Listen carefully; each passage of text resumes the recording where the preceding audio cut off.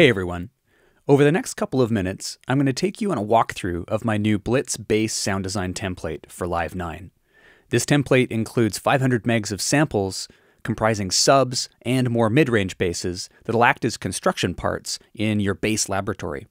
We've also included a whole bunch of processing racks, multiband, and sidechaining tools, so you can use this as a Swiss Army knife to do whatever you need to make devastating bass. The first module I want to show you is the 808 subs here. 808 subs are really popular in both trap and hip-hop, and they're essential to any bass sound design template. So we've got a rack here that's built around Ableton Live's FM operator synth, and I've got a demo loop so you can hear what it sounds like. You have macros that are dialed in perfectly to control all the different tones and lengths of the subs, and I'm just going to play it with a demo beat so you guys can hear what the macros do.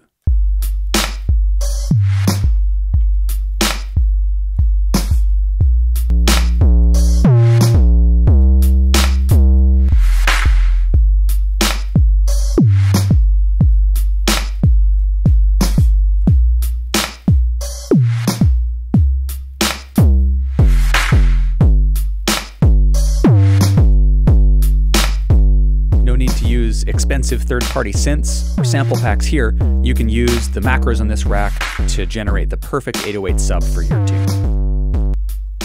For you fans of growly bass stabs, I've got a bunch of samples here that I designed in the new X4 Records Serum synth using wavetables.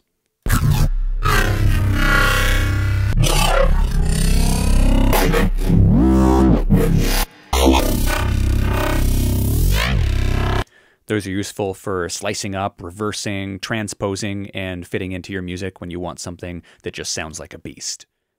Then we have 3 full bass racks. The first rack is called Daddy's Home, and inside the group track, you'll see we have 3 separate tracks inside.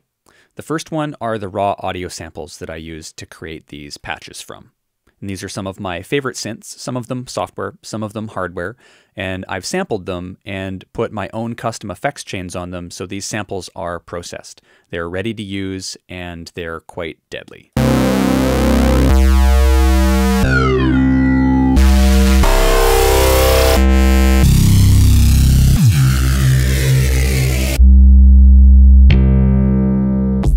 The Daddy's Home rack has 60 patches in all, and you can see these tracks to the right we have lined up in Simpler. So those of you who have Live 9 regular, they've all been macroed in here so you can use those patches with MIDI, and they're all 8 bars long, so there's lots of audio to play with here without looping.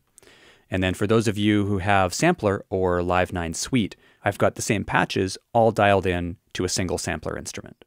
Both racks have a set of macros that have key parameters dialed in on the front panel, and if we fire off a demo loop, you can use the macro right here to scan through all of the included sounds.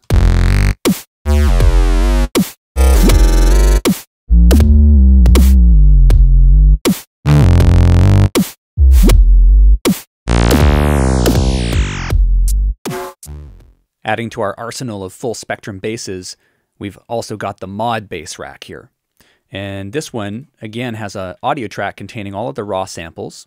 And these are ones that I made custom inside of Native Instruments Massive and the new X4 Records Serum synth.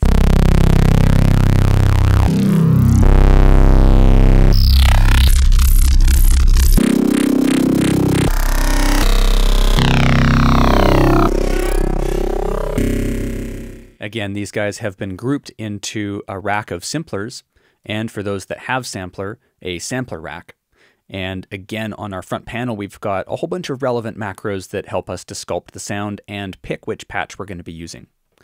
Let's fire this off with the demo beat here.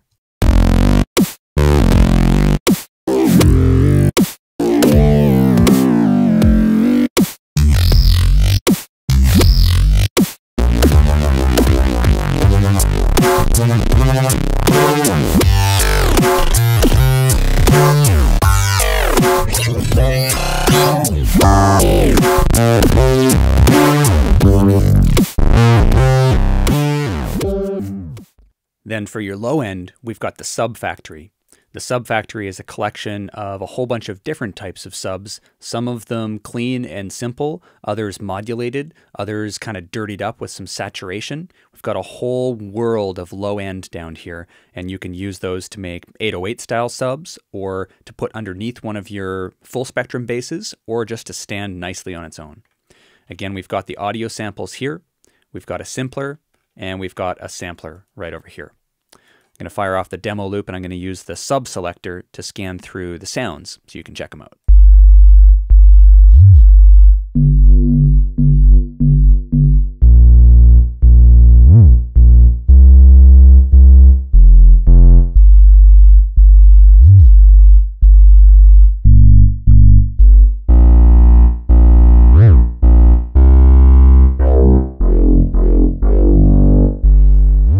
Takes care of the source sounds and making your bass. Let's get into how to process them. We've got this processing group track set up here, and underneath it we've got a whole bunch of tools to help you to split your bass into different frequencies and to process it. So one of the most important things you're going to do with your bass when you get into the processing phase is you're going to need to split it up into different frequencies. And this can be problematic. There's a lot of multi-band plugins out there, but you're limited to the effects that they have included in them. And I like to have total freedom when I'm doing multi-band processing on my bass. So I've created an audio effect rack here that has built-in frequency splitting with adjustable crossover points for your low and your highs and your mids. And we also have full control over the high width to increase the stereo spread of the high band, and also over your low band to be able to put your subs into mono. And that's where it starts off by default. So just by slapping this rack onto your bass, you're already going to get an improvement. Now, if we go inside the rack, you'll see we have the high, mid, and the low band. And this allows you to put your own selected effects on each of these channels. So for example, if you want to put camel fat on your mids and process it, not a problem. Or if you want to use one of Ableton's saturators, you can drag that in, and the rack is already set up to be able to host your own specifically chosen effects for your bass. Now, our next rack incorporates a nice little ninja trick that you can do when you have your frequencies split. We all know that sidechaining is a good way to solve conflicts between your kick and your bass, but multi-band sidechaining is even better. This allows you to, for example, sidechain your kick into just the sub frequency of your bass so that when your kick hits, it knocks the sub out of the way, but it doesn't impact the higher layers. So what I've done here is I've used the same rack, but instead I've inserted sidechaining Ableton compressors onto each one of the bands, and you have full independent control over each one. So if you want your snare to sidechain just the middle of the bass and your kick to sidechain the low end, you can do that. And I've chosen Ableton compressors versus multi-band dynamics right in here because the Ableton compressor gives us just so much more flexibility to choose things like knee, look ahead, and your peak or RMS modes, as well as having a wet dry just for this specific band. Last but not least, we have a sophisticated multi-band effects rack. Inside here, you'll find specifically chosen effects that I found very useful when processing bass. They're all aligned in parallel, so you can just begin to add them in to really fill out and fatten up your bass. All of the macros correspond to chains with the effects on them, and I've modeled a lot of these after distortion modules that you'll see in some of your favorite multi-effects plugins like Camel Fat, for example. I've also got a massive style dimension expander that helps to add stereo width to your bass and thicken it up, as well as a variety of other tools. Let's demo these with an audio sample. There's just the dry signal. Then we've got an exciter. We've got a flanger. We've got some more mild saturation that gets a little bit more extreme towards the top. The dimension expander is one of my favorite, and we have control over both its level and its size here.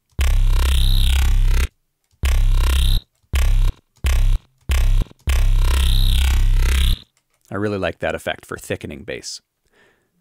Also thickening bass is the chorus.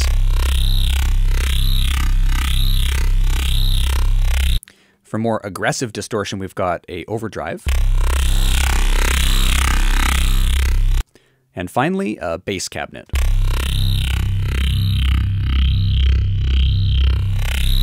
That can help to shave out unwanted high frequencies and add a warmer tone to the bass. So a fantastic little Swiss Army knife of tools here for processing your bass.